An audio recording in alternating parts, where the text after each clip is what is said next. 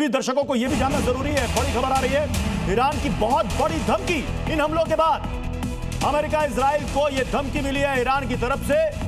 और धमकी क्या है, देखिए, युद्ध का नया चरण शुरू। ये बड़ी बात IRGC की तरफ से कह दी गई है, पिछली बार से 2 गुने हमले करेंगे।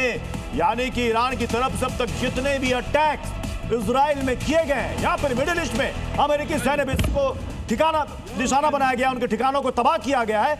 युद्ध का नया चरण और हमले और ज्यादा होंगे और 2 गुने हमले होंगे। यानी कि इस 2 लाइन में बहुत बड़ी बात छिपी है।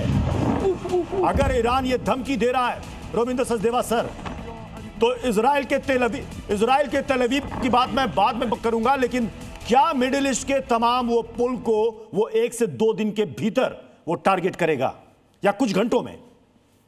नहीं, टारगेट करेगा, पर सक्सीड कितना होगा उसमें प्रश्न है। पर कुछ ना कुछ तो सक्सीड करेगा, ठीक है ना। जहां भी हो रहा है कुछ ना कुछ सक्सीड कर पा रहा है, तो कुछ ब्रिज को कर लेगा।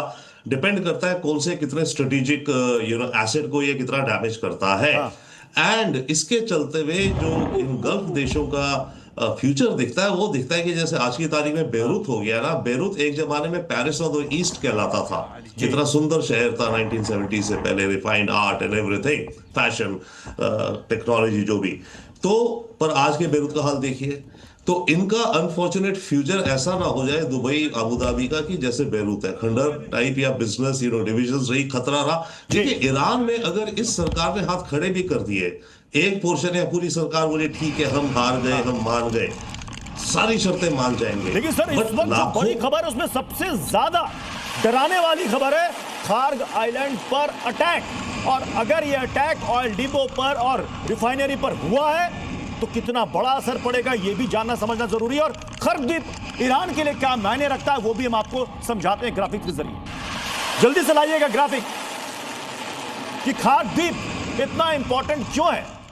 ऋषि लाइए जल्दी से। 5 लाख बैरल तेल का रोजाना यहां पर उत्पादन होता है ईरान में, और इसे बैकबोन कहा जाता है ईरान की इकोनॉमी का।